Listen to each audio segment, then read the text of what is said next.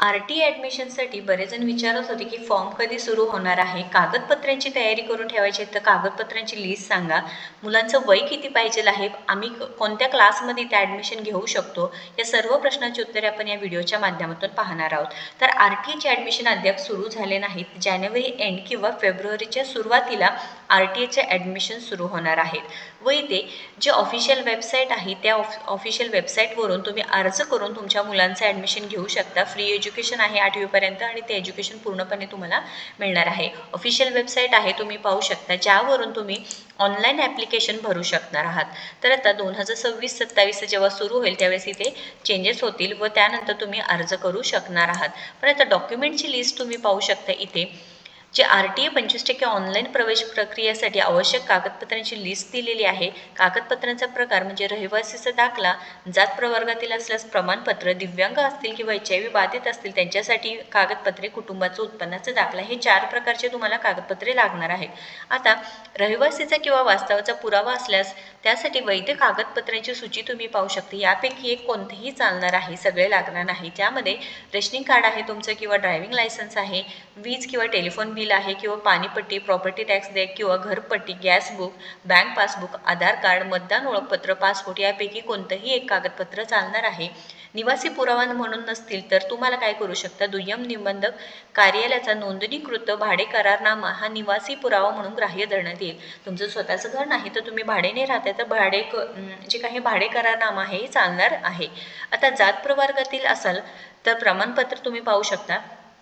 तहसीलदार, उपजिल्हाधिकारी किंवा उपविभागीय अधिकारी यांचे प्रमाणपत्र, जातीचा दाखला हा परराज्यातील ग्राह्य धरण्यात येणार नाही. तर हे तुम्हाला लागणार आहे. यापैकी एक दिव्यांग, HIV बाधित, प्रभावित असल्यास लागणारी कागदपत्रे, दिव्यांग किंवा HIV बाधित किंवा प्रभावित असल्यास लागणारी कागदपत्र म्हणजे जिल्हा शल्य चिकित्सक किंवा वैद्यकीय अधिधीक्षक अधिसूचना, जिल्हा शासकीय रुग्णालयांचे 40% पेक्षा जास्त दिव्यांग असल्याचं प्रमाणपत्र तुम्हाला इथे लागणार आहे.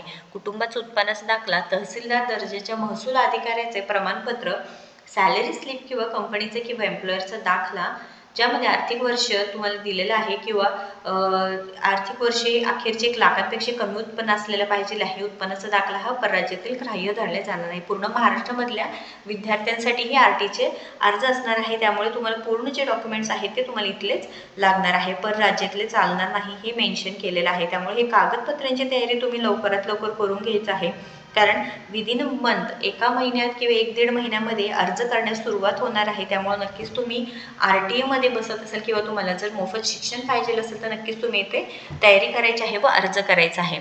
आता एज रूल तुम्ही पाहू शकता, ज्यामध्ये आता तुमचं जो मुलगा किंवा मुलगी आहे ते प्रवेशाचा वर्ग तुम्ही पाहू शकता. प्ले ग्रुप किंवा नर्सरी आहे किंवा सेकंड सेक्शन इयत्ता पहिलीला आहे. जर प्ले ग्रुप किंवा नर्सरीपासून तुम्हाला ॲडमिशन घ्यायचं असेल तर किमान वय वर्ष 3+ म्हणजे 3+ चालेल 31 डिसेंबरपर्यंत.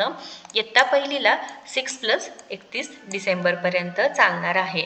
तर शासन निर्णयानुसार शाळेची प्रवेशासाठी किमान वयोमर्यादा हे 15 दिवसांची शिथिलता देण्यात आली, जास्तीत जास्त 15 दिवसांची शिथिलता देण्यात आलेली आहे.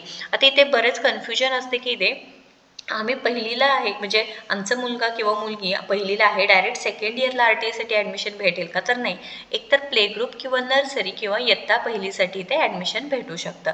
एज लिमिट तुम्हाला चेक करायचं असेल तर तुम्ही पाहू शकता इथे प्ले ग्रुपसाठी आहे, नर्सरीसाठी किंवा ज्युनियर KG साठी, सिनियर KG साठी आणि इयत्ता पहिलीसाठी 6 वर्ष पूर्ण. आता तुम्हाला एज क्रायटेरिया चेक करायचं असेल तर तुम्ही काय करू शकता, इथे आर-टी-ए पात्रता कॅल्क्युलेटर आहे. तुमच्या जे काही मुलाचं पाल्याचं तुम्ही काय करू शकता, इथे इयर, बर्थ ऑफ इयर टाकू शकता.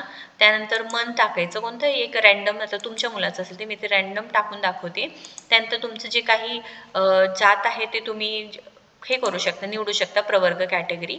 उदाहरणार्थ 75,000 वगैरे दिलेलं आहे, हे तुम्ही इथे तुमच्यानुसार इथे टाकू शकता. तर सपोज इथे टाकलं 80,000 टाकलं तर इथे पात्रता तपासा. बघा, you are eligible for RT admission म्हणजे तुमचं वय यामध्ये बरोबर बसतंय, तुमची कॅटेगरी ते बरोबर बसते आणि तुमचे वार्षिक उत्पन्न जे 1 लाखांपेक्षा कमी पाहिजे आहे. लक्षात घ्या, आवश्यक कागदपत्र हे बर्थ सर्टिफिकेट म्हणजे जे पाल्याचं ॲडमिशन घ्यायचं आहे त्यानंतर फॅमिलीचा ॲड्रेस प्रूफ, आधार कार्ड, फोटो, उत्पन्नाचा जे काही प्रमाणपत्र आहे ते लागणार आहे. तर अत्यंत महत्त्वपूर्ण माहिती असल्यामुळे नक्कीच या व्हिडिओला जास्तीत जास्त शेअर करा आपल्या पालकांपर्यंत, तुमच्या मित्रमैत्रिणींपर्यंत. त्यांच्या मुलांना जर ॲडमिशन घ्यायचं असेल तर ही जी डॉक्युमेंटची लिस्ट आहे ती तयारी करून ठेवायचं आहे, जेणेकरून जेव्हा ॲडमिशन सुरू होतील त्यावेळेस धावपळ होणार नाही. पूर्णपणे तुम्ही हे अर्ज सविस्तरपणे भरू शकता. तर अत्यंत महत्त्वपूर्ण अपडेट असल्यामुळे जास्तीत जास्त शेअर करा. पुढच्या अपडेटसाठी नक्कीच आपल्याला सबस्क्राईब करून ठेवा, कारण आपण RTE सिरीज घेऊन येणार आहे, ज्यामध्ये आवश्यक जे सगळी माहिती असणार आहे, जे ॲडमिशनपर्यंतचे पूर्ण शेड्यूल असू द्या, पूर्ण स्टेटस चेक करायचं असू द्या, तुम्हाला ॲप्लिकेशन करायचं असू द्या, ही सगळी माहिती आपण आपल्या चॅनलवरती देणार आहे. त्यामुळे नक्कीच पहिल्यांदा सबस्क्राईब करून घ्या. धन्यवाद.